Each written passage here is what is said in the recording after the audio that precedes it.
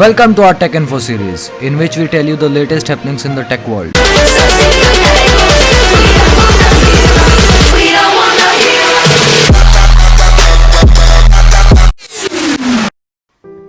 Redmi ने अपना Note 9 launch कर दिया है, and now the Redmi 9 has surfaced yet again. This time, it was the FCC that released certification data, and along with it, some salient details about the upcoming phone MIUI 11 के साथ launch होगा, which likely means कि आपको इसमें Android 10 out of the box मिलेगा. साथ ही phone में आपको 5000 mAh की बैटरी मिलेगी. There is no information right now about the charger. There were some speculations that it will be a 10 watts, which is a downgrade from the previously used 18 watts charger. जो चीज़ कुछ लोगों को ज़्यादा पसंद नहीं आएगी, इंक्लूडिंग मी, वो है कि Redmi 9 अपने प्रीडिसेसर से बड़ा होगा. The dimensions seem to confirm that. Redmi 9 6.6 inch का होगा, up from 6.22 on the Redmi 8. With that, phone में क्वाड कैमरा सेटअप एक्सपेक्ट किया जा रहा है, which will be a 13 megapixel main camera, an ultra wide lens of 8 megapixel and a 5 megapixel macro unit. Plus, you will get a 2 megapixel depth sensor. The phone is expected to be powered by a Helio G70 chipset.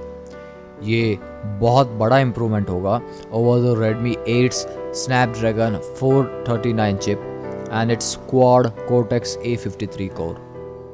G70 की chip में 2 A75 core हैं plus 6 A55s भी हैं. Not to mention the jump in the GPU performance. With the certification taken care of, it's up to Xiaomi now कि वो Redmi 9 को कब unveil करेगी. MediaTek and Vivo announced together that a new phone is in the works. It will be called the iQOO Z1 and will be the first one with Dimensity 1000 plus chipset. Phone May 19 को launch होगा, ये हमें पहले से पता है. But today a leaked promo poster revealed the price and at least one memory combination. iQOO Z1 का 6GB RAM plus 128GB ROM वाला वर्जन $350 के अराउंड प्राइस्ड होगा, which roughly converts into 26,000 rupees. अब तक हमें ये पता ही है कि the Z1 will be equipped with an LCD panel with 144Hz refresh rate, 44 watts fast charging and a fingerprint scanner on the side. और फ़ोन का selfie camera will sit in the punch hole in the upper left corner. Vivo has already started gathering pre-orders for the phone on its website and at some major online retailers in China. जो लोग device को pre order करेंगे, they will be among the first to learn when the iQOO Z1 will be launched and will have an advantage in purchasing during the first flash sale. कुछ दिन पहले, a rumor told us that both the upcoming Galaxy Note 20 and the Note 20 Plus would feature screens with 120Hz refresh rate, which makes sense considering that's also a feature on the S20 line. However, अब हमें same source से पता चला है कि the Note 20 Plus will have the 120Hz display, but the Note 20 would get the 60Hz display instead. The reason for Samsung's this move has to do with the trade-offs in power consumption that are quite big when operating 120Hz screens, built with the current gen LTPS technology. और Note 20 में आपको LTPO technology की display मिलेगी, which our source says is the best implementation for 120Hz, but is more expensive and will thus stay confined to the ultra premium price tier in the beginning. Hopefully, all of this means कि Note 20 का price काफ़ी लो होगा. But given what's happened to Samsung's flagship pricing recently, we wouldn't hold our collective breaths on this being an affordable model by the definition of the word affordable.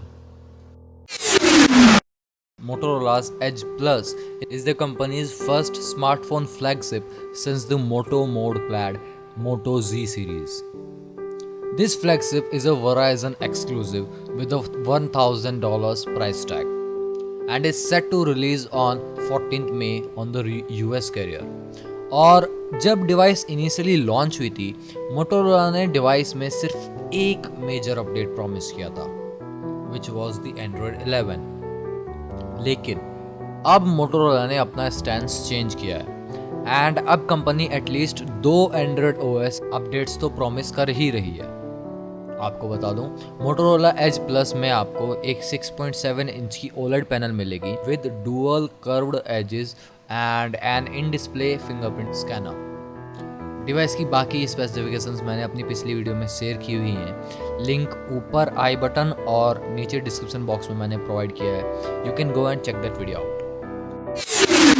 Poco F1 was a rare beast, an actual example of a flagship killer.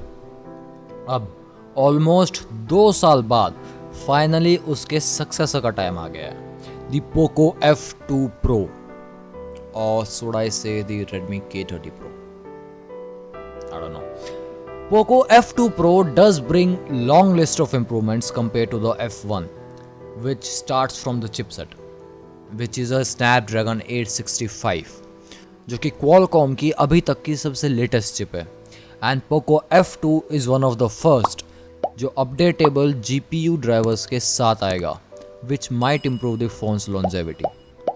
The F2 Pro will run Android 10 out of the box, and with Poco Launcher 2.0, dark mode is also available on this device. Phone की storage अब 128 GB से start हो गई and there is also a 256 GB option for those who want more.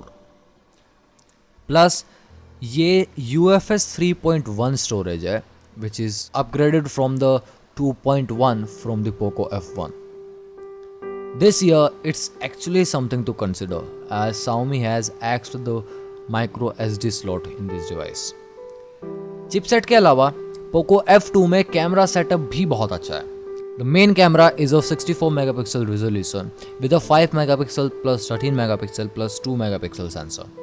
Phone में dedicated macro camera नहीं है, तो telecam takes care of that. Powerful chipset से अब Poco F2 8K वीडियोस भी रिकॉर्ड कर सकता है at 30 fps and 4K videos at 60 fps। Phone का सेल्फी शूटर 20 मेगापिक्सल का है which is a motorised pop up mechanism, जिससे आपकी 6.67 इंच की स्क्रीन कंप्लीटली अनब्लेमिश्ड है। ये स्क्रीन एक सुपर एमोलेड पैनल है with HDR plus support and 1080 plus resolution. Device में एमोलेड पैनल होने से अब फिंगरप्रिंट स्कैनर भी इन डिस्प्ले मूव हो गया है। The screen refreshes at standard 60 Hz, but the touch sampling rate has been amped up to 180 Hz. But the touch sampling rate has been amped up to 180 Hz. Finally, we make our way to the battery. Phone में आपको 4700 mAh battery मिलेगी with 30 watts charging support. Poco F2 का price $500 से start होगा for the 6 GB plus 128 GB version, और 8 GB plus 256 GB version का price $651 होगा, विच रफली कन्वर्ट्स इनटू 37,000 and 49,000 रुपीज़।